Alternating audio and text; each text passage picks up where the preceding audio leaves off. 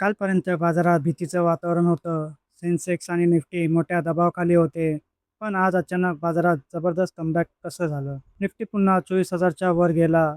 Banking, IT आणि oil शेअर्समध्ये जोरदार खरेदी झाली. आणि यामागे कारण ठरले 4 मोठे ट्रिगर्स. विशेष म्हणजे आर-बी-आय गव्हर्नरच्या एका वक्तव्याने बुल्सला वर नेण्याचा प्रयत्न केला. तर नेमकं काय घडलं? बातम्यांनी बाजाराला उभारी दिली आणि पुढं काय होऊ शकतं? चला जाणून घेऊया.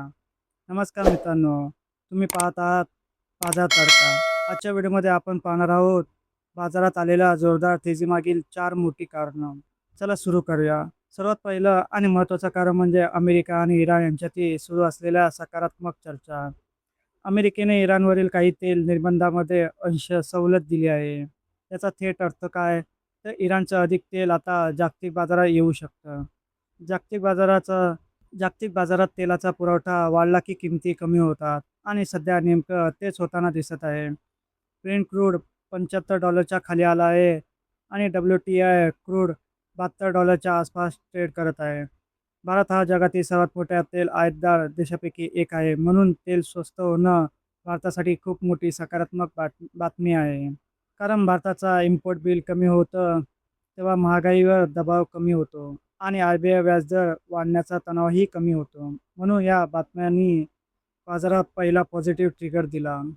दुसरं मोठं कारण म्हणजे भारत आणि अमेरिका यांच्यातील ट्रेड डील. गेल्या अनेक महिन्यापासून या कराराची चर्चा सुरू आहे. आता अमेरिका अधिकाऱ्यांनी सांगितलं आहे की दोन्ही देश ऐतिहासिक कराराच्या अगदी जवळ पोहोचले आहेत. रिपोर्टनुसार पुढील एका महिन्यात पहिल्या टप्प्यातील करार जाहीर होण्याची शक्यता आहे. मार्केटला सर्वात जास्त त्रास होतो तो अनिश्चिततेचा. जेव्हा एखादा मोठा विषय प्रलंबित असतो तेव्हा गुंतवणूकदार सावध राहतात. पण आता ही अनिश्चितता कमी होण्याची शक्यता निर्माण झाली आहे. म्हणून या बातमीमुळेही बाजाराला मोठा आधार मिळाला. आता तिसरं कारण म्हणजे आय-टी सेक्टर. गेल्या काही आठवड्यापासून आय-टी शेअर्समध्ये प्रचंड दबाव होता. ए-आय आणि अमेरिकन अर्थव्यवस्थेबाबतच्या चिंतेमुळे हा सेक्टर मोठ्या प्रमाणात पडला. पण आज या सेक्टरमध्ये 2% पेक्षा जास्त तेजी दिसली आणि आय-टी सेक्टर निफ्टीमध्ये जवळपास 8.5% त्याचा वेटेज आहे. म्हणजे आय-टी शेअर्समध्ये तेजी आली की त्याचा थेट फायदा निफ्टीला होतो. TCS, Infosys, HCL tech, tech Mahindra या शेअर्समध्ये चांगली खरीदारी दिसून आली. यामुळे बाजाराला तिसरा मोठा सपोर्ट मिळाला. आणि आता सर्वात मोठं कारण म्हणजे आर-बी-आय गव्हर्नर संजय मल्होत्रा यांचा मोठा वक्तव्य. मित्रांनो, आजच्या तेजीचा खरा हिरो जर कोणाला म्हणायचं असेल तर ते आहे आर-बी-आय गव्हर्नर संजय मल्होत्रा. त्यांना व्याजदर वाढीबद्दल प्रश्न विचारण्यात आला. त्यावर त्यांनी स्पष्ट सांगितले की सध्या रेट हाईक बद्दल विचार करणं खूपच लवकर आहे. म्हणजे आर-बी-आय सध्या व्याजदर वाढवण्याच्या तयारीत नाही. ही बातमी बाजारासाठी प्रचंड सकारात्मक ठरली. कारण व्याजदर वाढले तर कर्ज महाग होतं, कंपन्यांवर दबाव येतो आणि बाजारातली लिक्विडिटी कमी होते. पण रेट हाईकची भीती कमी होताच बुल्स पुन्हा ॲक्टिव्ह झाले. आर-बी-आयच्या या वक्तव्याचा आर-बी-आयच्या या वक्तव्याचा सर्वात मोठा फायदा बँकिंग आणि फायनान्स सेक्टरला झाला. निफ्टी बँकमध्ये 1% पेक्षा जास्त तेजी दिसली. निफ्टी फायनान्शियल सर्व्हिसमध्ये इंडेक्स 1.5% पेक्षा जास्त वाढला आणि लक्षात घ्या, फायनान्स सेक्टरचा निफ्टीमधील तब्बल 35% वेटेज आहे. म्हणून बँका धावलात की निफ्टी धावतो. आज बाजाराला सर्वात मोठा आधार मिळाला तो 3 सेक्टरकडून.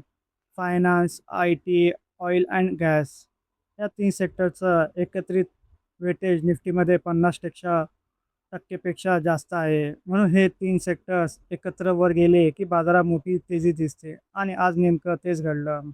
तर कन्क्लुजन पाहिला तर मित्रांनो, आजच्या तेजीमागे 4 मोठी कारणं होती. आजच्या तेजीमागे 4 मोठी कारणं होती. पहिलं, इराणवरील निर्बंध सैल झाल्याने तेल स्वस्त झालं. दुसरं, भारत-अमेरिका ट्रेड डील अंतिम टप्प्यात पोहोचली. तिसरं, आय-टी सेक्टरमध्ये दमदार रिबाउंड आणि चौथं मोठे कारण म्हणजे आर-बी-आय गव्हर्नर यांच्या वक्तव्यामुळे रेट हाईकची भीती कमी झाली. या 4 कारणामुळे बाजाराने जबरदस्त कमबॅक केलं आणि निफ्टी पुन्हा 24,000च्या वर गेला. तुमच्या मते बाजारात ही तेजी पुढे कायम राहील का? की हा फक्त तात्पुरता रिबाउंड आहे? तुमचं मत कमेंटमध्ये नक्की सांगा. व्हिडिओ आवडला असेल तर लाईक करा, शेअर करा आणि बाजार तडका चॅनलला सबस्क्राईब करायला विसरू नका. भेटूया पुढच्या व्हिडिओमध्ये. तोपर्यंत धन्यवाद.